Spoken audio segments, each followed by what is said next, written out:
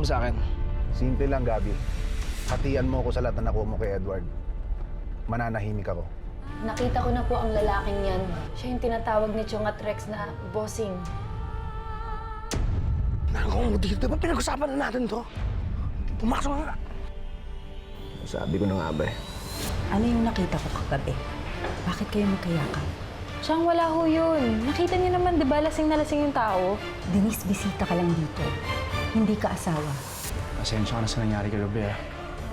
Hindi ako dapat tignasin yung ganun. Akala ko tuloy, ikaw si... Wala na, okay na yun. Sige na. Kain ka na. Pasensya ka na. Gabi, magkaibigan tayo. Kaya hindi ako basta-basta naniniwala sa mga akusasyon laban sa'yo. Pero diretsuhin mo na ako, pare. Patunayan mo sa akin na wala kang kinalaman. Tulin pa ba kita? Hindi ka pwedeng umalis, Gabi. Pare, patunayan mo sa akin na wala kang kinalaman.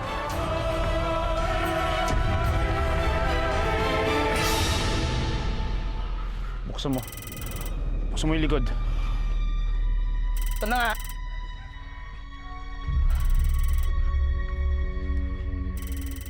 Bukas!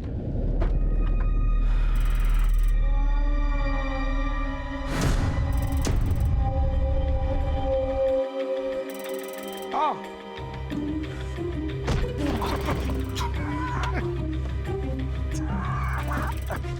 Ano pa rin yung sipa mo, ah?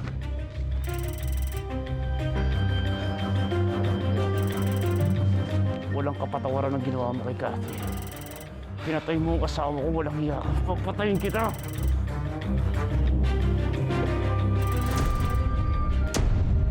Kumikilos na po yung mga tao namin, pati yung mga polis, para madakip at maimbestigahan na si Gabi.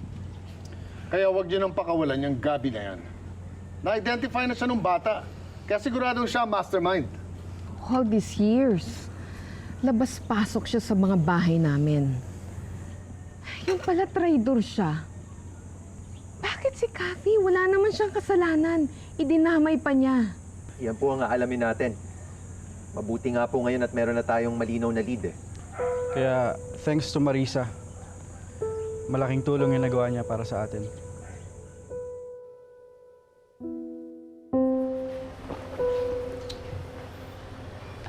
Denise, ano ba yung ginagawa mo? Kanina ka pa paikot-ikot. Nahihilo na ako sa'yo. Tsaka nag-aalala po kasi ako kay Edward eh. Kanina kausap ko siya, tapos bigla siyang may natanggap na tawag. Ayun, nagmadaling umalis. Ayan ka na naman, Denise. Talagang nagpapa-apekto ka na naman dyan sa Edward na yan. Tsaka naman nag-aalala nga lang ako dun sa tao eh. Alam naman natin na lagi nalalagay sa panganib yung buhay nun, di ba? Diyos ko, kadami naman pa pala nito. Ito. Ay, nako. Bata ka. Di pa nitiklop.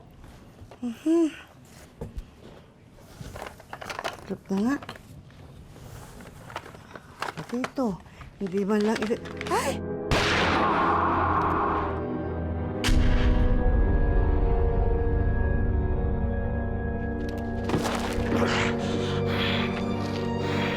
Diyos ko.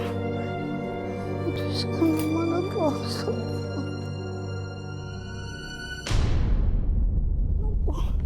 Paano to?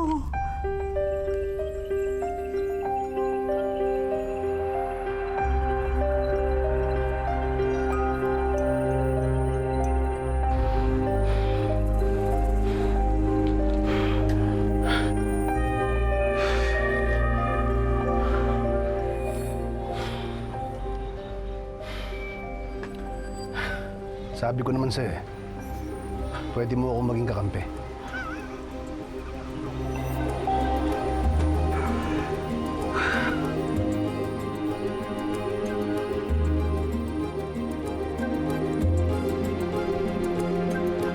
Men, search the premises! May tama si Galvez. Tumawag ka ng ambulansya.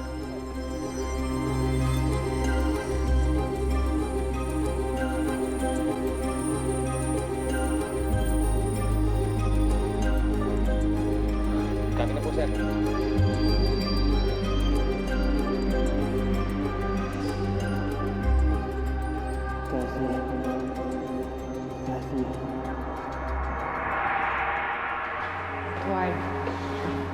Kakatapos lang ng huling operation mo. Ngayon, sasabak ka naman sa panibagong operasyon. Kaya mo pa ba? Kathy, kakayanin ko to. Huwag kang mag-alala. Alam ko maraming beses na akong bumagsak. Pero hindi ko maiwasan yung lalo sa tungkulin ko. Masasaktan at masasaktan ako. Alam ko, mahirap, pero ipagdadasal ko na kayanin mo. Kahit ilang beses kang bumagsak, Edward, pilitin mo bumangon, ha? Dahil nandito lang ako, maghihintay para sa'yo. Huwag kang susuko. Huwag na huwag kang susuko.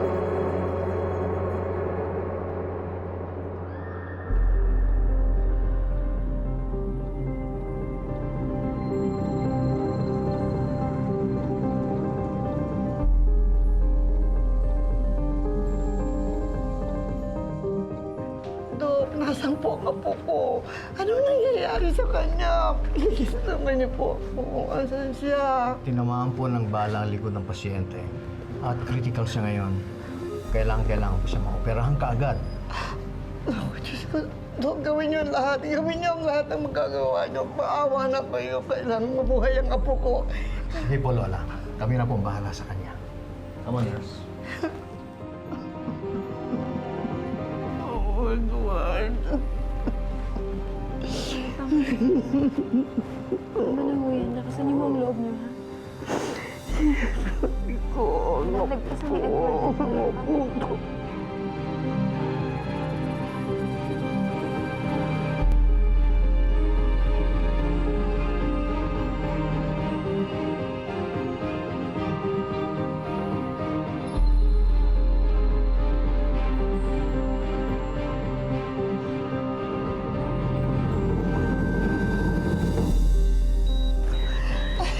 Ano na naman ito?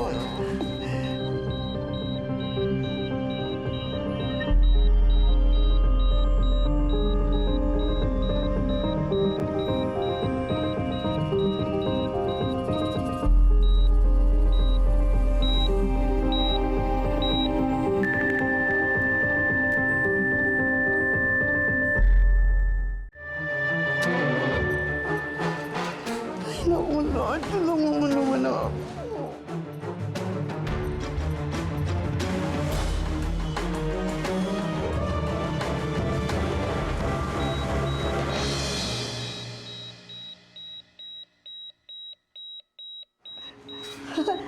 Edward! Edward! Edward! Anong nangyayari? Anong nangyayari, Edward? Liligtas ko buhay mo. Utang mo sa akin yon. Alam ko. Pero hindi pa tayo sigurado na patay na nga si Edward. Hindi ko na problema yon. Basta bayaran mo ako. Eh kung huwag ka kaya nga, Tat. Siyempre hindi ko dala yung pera, di ba? Ano naman dala ko yung 100 million? Tinago ko yung pera. Relax. Nainiguro lang ako na hindi tayo maghuhudasan. Basta bayaran mo ako, maghihintay ako. Basta kailangan natin siguruhin na patay na nga si Edward. Saka tayo kikilos. Ba talaga plano mo? Gusto mo bang pagsamahin yung mag-asawa sa isang hukay? Sabihin mo lang. Marami akong kilalang sepulturero.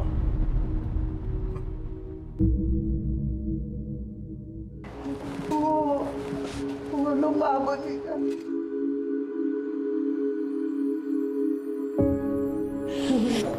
Lumaban ka.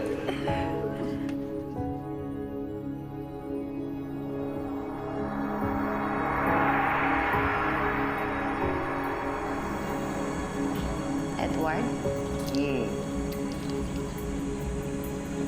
Was there ever a time ba na naisip mo hindi mo na ako kayang ipaglaban?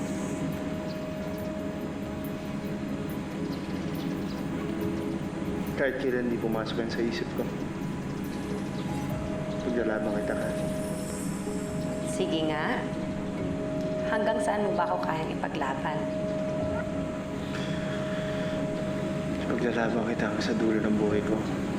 Ano mo naman yan, di ba?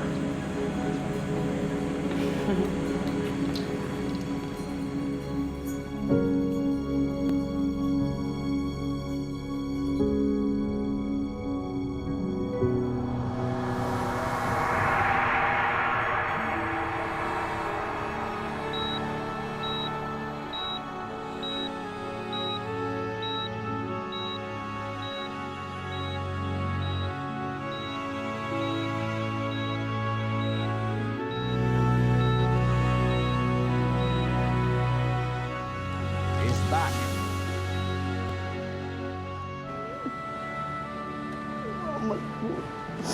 Salamat po.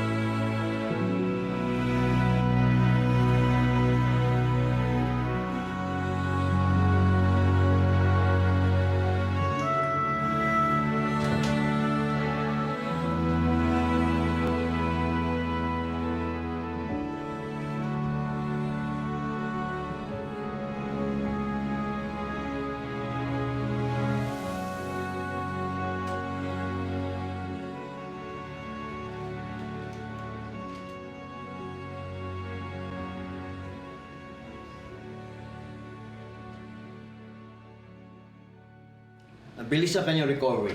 In a few days, pwede na siyang check out. Diyos ko, salamat sa Diyos. Thank you, Doktor.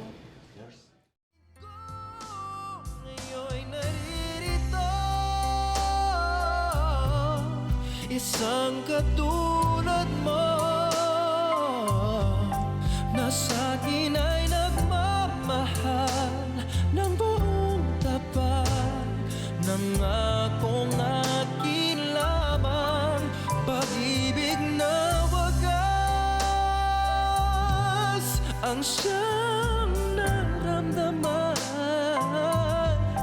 Yan ay nagmumula sa'yo, sa puso ko, at kapwa ay hindi magbaba.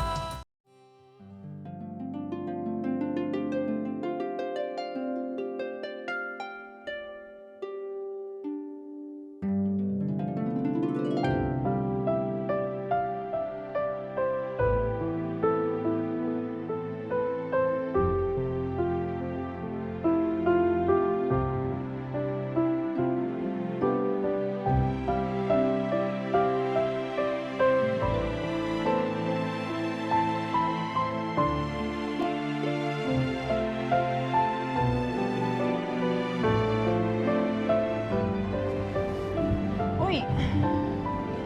Gising ka na pala. Okay ka lang? Kamusta pakiramdam mo? Nagugutom ka ba?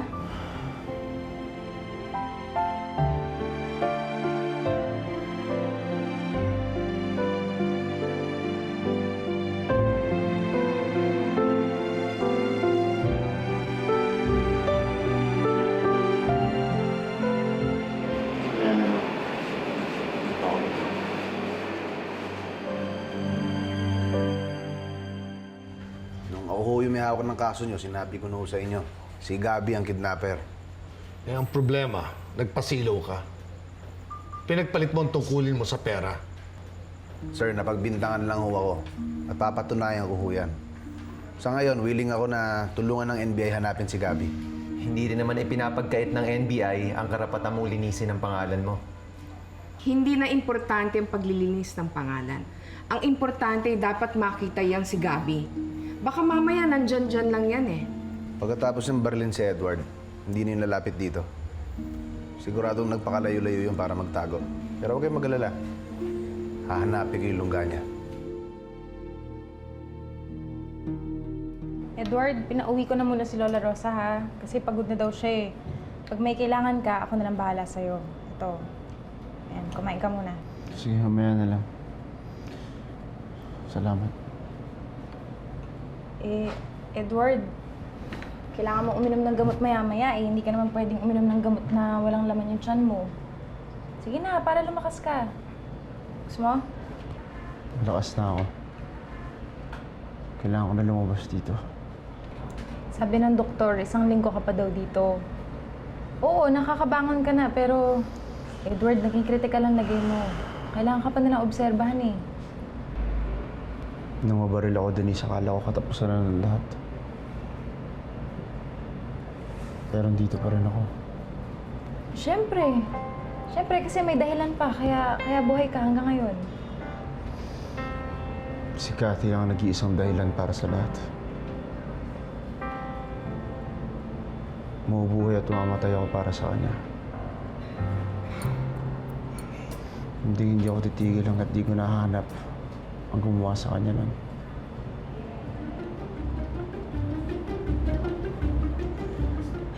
Oras na para magtuos kami ni Gabby.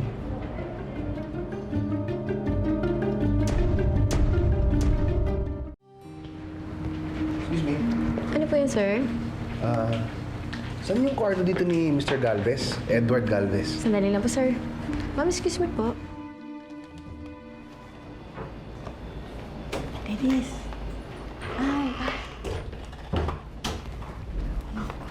Apo. Ano, kumusta ka na, Apo? Nakatulog ka ba kagabi? Good. Ay, Denise. Po. Baka gusto mo umuwi muna. Ako nang bahala dito. Ha? Para makapagpahinga ka.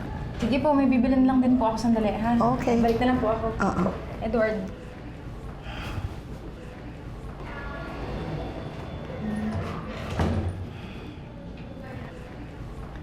Alam mo, Apo, sabi ng doktor, malapit ka na raw umuwi. Salamat naman sa Diyos. Alam mo, kasi parang may phobia na ako dito sa ospital. Pagaling ka na lang. Pasok, bukas yan.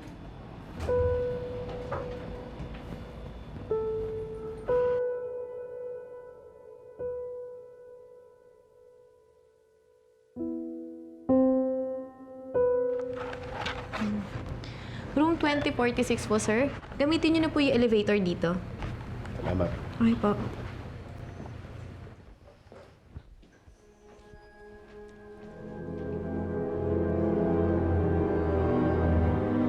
Gabi. Oh, andito na ako kay Galvez. Maghintay-hintay ka lang. Magkikita na kayo.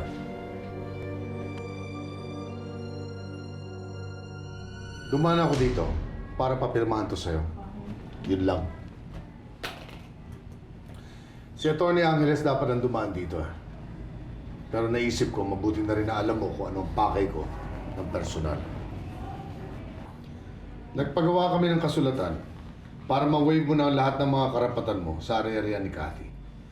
Katulad ng bahay. Ano? Iyan lang ba ang pinuntan mo dito? Ha? Tungkol dun sa mga ari-arian ninyo? Diyos ko, hindi niyo ba alam? Muntik nang mamatay ang apo ko! Lola, tama na. Iyaan niyo. Ayos lang naman eh. Kahit kailan hindi ako naghabol ng kayamanan ninyo. Mabuti naman kung gano'n. Ngayong malinaw na, kaibigan mo pala ang pumatay sa anak ko. We don't want to have anything to do with you kahit kailan. At kung pwede lang mapawalang bisa ang kasal niyo ni Cathy, gagawin ko. Sumusobra ka naman, Ramon. Alam mo naman na nagmamahala si Cathy at Edward. Tsaka, isa pa, hindi mo dapat isisi kay Edward ang kasalanan ng kaibigan niya. Mahal na mahal ko po ang anak ninyo. At hindi ako titigil hanggat hindi ko siya naipaghihiganti. Thank you.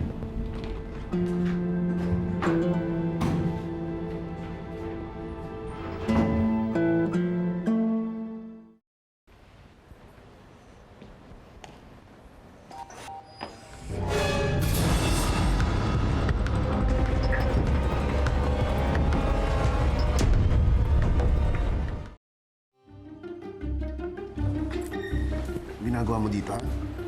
Eh, ikaw, anong ginagawa mo dito? Alam mo, pareho tayo nung pinunta dito. Si Galvez. Wala kang pakialam sa akin. Ano ba? Tapang mo na ngayon, ha? Bakit? Dahil ba kay Edward? Nakakalata na ako sa inyo, ha? Siguro kaya niya hinayaan mo matay yung asawa niya kasi may bago na siya.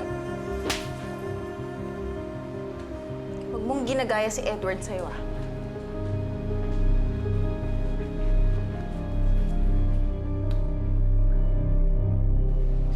Ryan, dito mo na lang kami iwan. Total, nakakalakad-lakad naman na to si Marisa eh. Maraming salamat sa'yo ha, sa lahat-lahat. Maraming salamat talaga. Sana magkita pa rin tayo, Ryan. Mamimiss kita. Eh, saan niyo balak tumira ngayon? Bahala na. Hindi pa namin alam, pero makakadiskarte din kami. Hindi naman ako papayag na minsan na lang ako kayo tumira. Baka mamaya ako, mahanap na naman kayo ni Rex. Hayaan mo na, Ryan. Mabilis naman kami tumakbo ni Inay. Alam ko na kung saan kayo pwedeng tumira. Saan?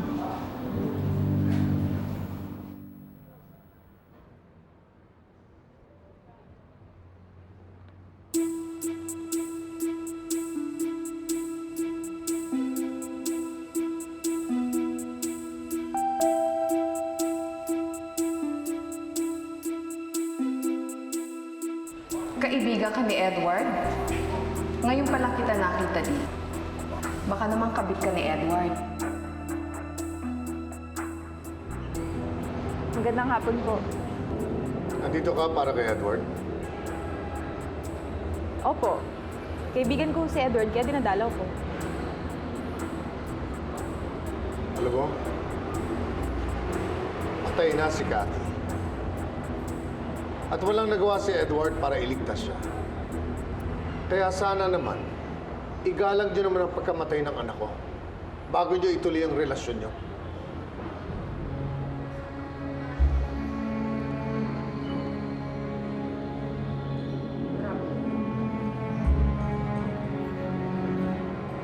Alam mo, sumusobra na yung biyanan mo. Hindi lang mata pobre, mapanghusga pa! Naku, Diyos ko! Klase mga tao yan. Hayaan niyo na si Lala.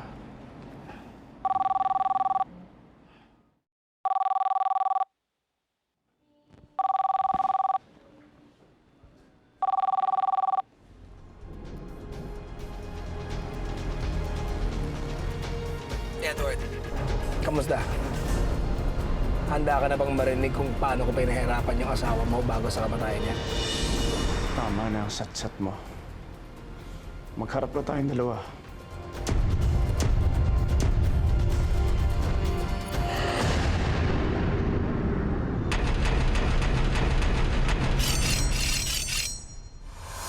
Ryan, ano yung ibig sabihin nito? Papakiusap ko po sana sa inyo na dito po muna sila tumira. What? Kumusta, Galvez? Kung kailangan mo, ikaw may kailangan sa akin. Gabi, ganda ka na. Papunta na bisitang pandangal mo. Nawawala si Edward sa ospital. Tinang ko na kung hindi kayo magpatayang dalawang mas kayo. Sigurado ako may kinalaman si Manny sa pagkawala ni Edward. Kailangan ko silang sundan. Sasabihin ko sa'yo, pero aluin mo muna ako. Ano ba? Hoy! Bitaw ako! Tulong! Ngayon na nasa akin na yung 100 million, mas madali ko nang magagawa yung mga gusto mong gawin.